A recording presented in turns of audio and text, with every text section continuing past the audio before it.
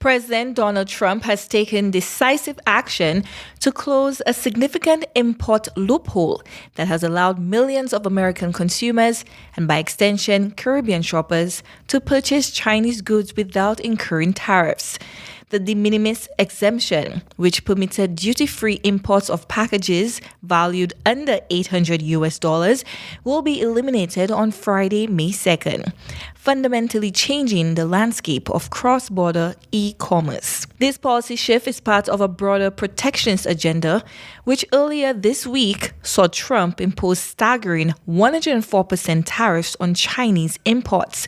Under the new regulations, each shipment valued under $800 will incur a $25 fee per item, with this threshold set to double to $50 shortly thereafter. Given the new 104% baseline tariff rate on Chinese goods, these fees could increase even further. For Caribbean consumers and businesses reliant on US-based package forwarding services, these changes spell potential disaster.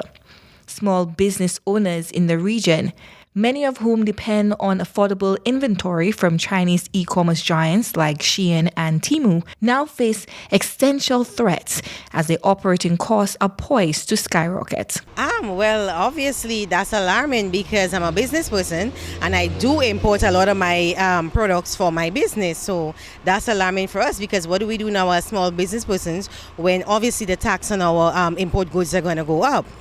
And in an economy where everything is raising in St. Lucia except person's salaries, how do I now satisfy my customers' needs when I have to raise prices on them? So obviously this is going to have an effect on my business. These tariffs will devastate small retailers who have built their businesses around access to affordable goods. I just find that it's so unfair that we have to pay a lot more money when we purchasing clothes.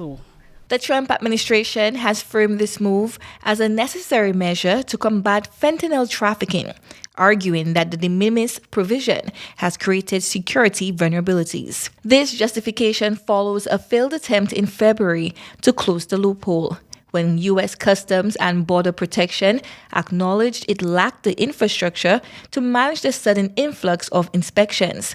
White House officials now assert that these operational challenges have been addressed. Market analysts warn that this policy could have cascading effects throughout the global e-commerce ecosystem. Chinese platforms that dominate the budget retail space may need to completely restructure their supply chains, while American consumers, particularly lower-income households, could see their access to affordable goods severely limited. For Caribbean nations, where U.S. package forwarding has become an economic lifeline, these changes may force a painful reckoning with the true cost of globalized trade in an era of rising protectionism. Chloe Dantes, NBC Prime.